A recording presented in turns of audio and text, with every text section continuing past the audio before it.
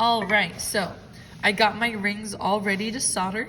So I went ahead, I closed it right up, made sure it sprung together so it's a tight fit, no gaps, and I can see my seam right there. I'm gonna show you 3 different ways we're gonna solder. One of them using this solder paste. It's called mud paste, right? So it is flux mixed with solder. Then I'm gonna show you how to stick solder with our longer piece of solder. And then I'm gonna show you how to chip solder with our little chips. So first off, as far as the paste solder goes, it comes in this syringe. It is a little harder to get out. You have to push a little harder. There you go. I'm gonna go ahead and put that right on top of the seam. It doesn't matter if your solder falls down as long as it is still on the seam. When I go to solder it, remember the hottest point is before the blue cone. And then I'm gonna go ahead, have an even flame. It's not roaring. I'm just gonna go ahead and move in kind of far away and then go in closer. So if you watch, and we should be able to see that flux relax just a little bit. So I go ahead and start in. I'm gonna go right on top, pointing. Again, solder flows to the hottest point. I'll go in a little closer, and there we go. So as we can see, right in here, the solder is more silver, the rest of it is oxidized. Now if I had put flux on this part, it would be a little bit more clean. So I'm gonna go ahead and quench this. You can always check afterwards if you've got a good seam there. Got it all covered. Can always try to move it, and there we go. There's one of them.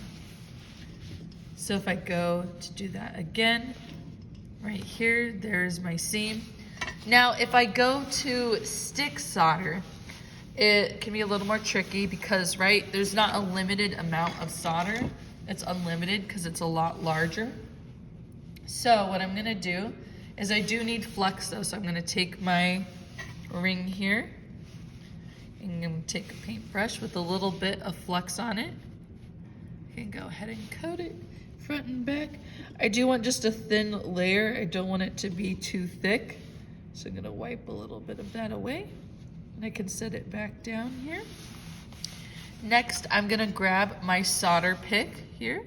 This is what it looks like. There's a little bit of solder at the end, but I'm gonna use this. I'm gonna dip it just slightly in that flux so I have a little bit at the end there, you can see. And then I'm gonna take, I've got some here. These are the pre-made cut ones, and I'm just gonna tap in there so I can grab a piece of solder. And I'm just gonna take that, and while my flux is still wet, I'm just gonna make sure to tap that. If I get a piece or two, you can see it right in there. It's right on the side. Maybe I'll put a little one on the top here. I just go ahead and wipe it right on the top. So I've got 1 or 2 pieces right in there on that seam. They're pretty small. And then again, when I go to solder with chip solder, I have to make sure to start a lot farther away so the tip of the flame is just barely touching so I can dry out the flux. If I move in too close, that solder will actually dance away. So I need to make sure that I go ahead and stay farther and move in closer. The stages of our flux, So right now, if I let it sit, it would dry out and get white. If I go ahead and go in, it should get white and crusty. Then it'll start to glisten, and right after glistening is when our solder will want to melt. So I'm gonna go ahead and start. You should see it relax a lot more. So I'm pointing my flame right there, letting that solder dry out. It's crusty. Now it's gonna move to get a little glistening, and I'm gonna slowly move in a lot closer. There we go. I made sure that directionally that cone was pointing right at the seam. So you can already tell the difference slightly with this one. We can't see the seam as much because there's more solder. That paste solder. And it looks like it got stuck on the brick. If I take a little bit of water, it can release it from the brick just a little bit. There we go. Gonna quench it, and then I can look at it again, bring it a little closer here. So we can see, right? So I add a little more solder, right? So it fills in a lot more. We don't want too much though, right? Because then it would be a solder spill. So now we've got that one. I'm gonna move it off to the side now. I'm gonna show you what it looks like then to stick solder. So I'm gonna go ahead, I'm gonna have it there. There's my seam. I'm gonna grab the flux again, because anytime we have solder, we wanna make sure there's flux, though the paste flux already has it mixed in. Gonna just tap it around, make sure it's on both sides of that seam. Gonna set it down there. Move it a little closer here. So, with my stick solder, so I'm gonna go ahead, I've been using hard solder. Looks like this.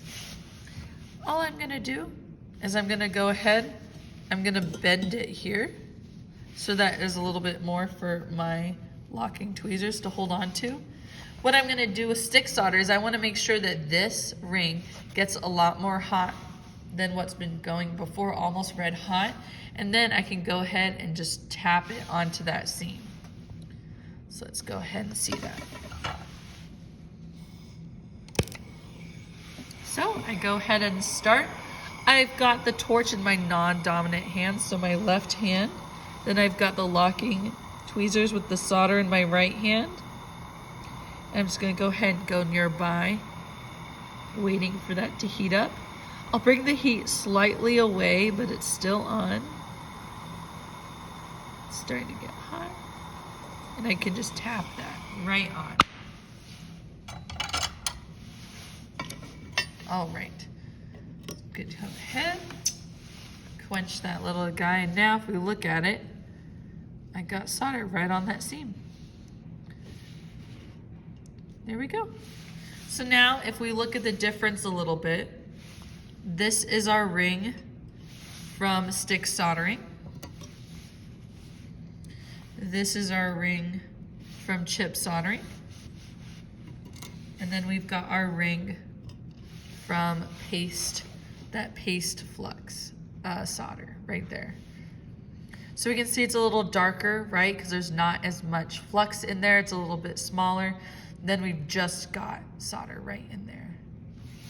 And there we go. So next, what I'm gonna go ahead and do is I'm gonna grab one open link here, zoom out a little bit, take one of these away. So to continue my chain, I'm gonna open this one up here, and I'm gonna take, and I'm not pickling or cleaning anything yet. I'm gonna go ahead and put it right on there. I'm gonna make sure that this is a good fit. Here we go, right in there. Looks like there's a little gapping. Not too bad. So I'm gonna go ahead and just use my paste flux again. I'm gonna set it right on the brick. I'm gonna go ahead and get some out. You do have to use a healthy amount here. There we go. And now I'm gonna go ahead and solder that. I start a little farther away, drying it out. A little closer. All right. Now I'm gonna make sure to quench this. And now what I've got are 3 links right in there. And then from there, I can just keep on going. So if I wanted to add more, I would just take the end of this one, put it on.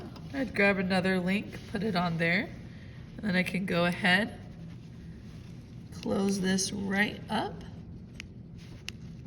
like that. I could set it down, add a little bit of paste. I do think that the syringe of solder works a little bit better just for speed wise. Oops. Looks like some of it spilled out there. Move it right on top actually. There we go. Though, not everything in jewelry really is about creating things with speed though, is it? All right. Gonna go ahead.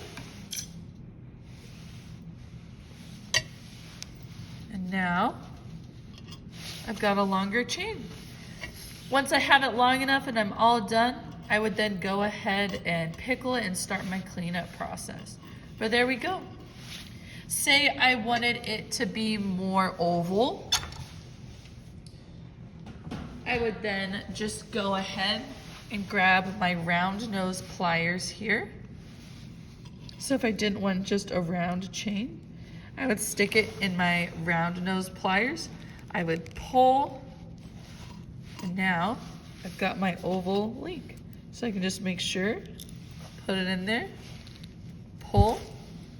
This is also a great way to tell if your solder seams are strong enough. If they break while you're pulling, then you know that it wasn't a good solder seam. All right. Just pull it there. And now I've got the start of an oval chain. There we go. Thank you for watching.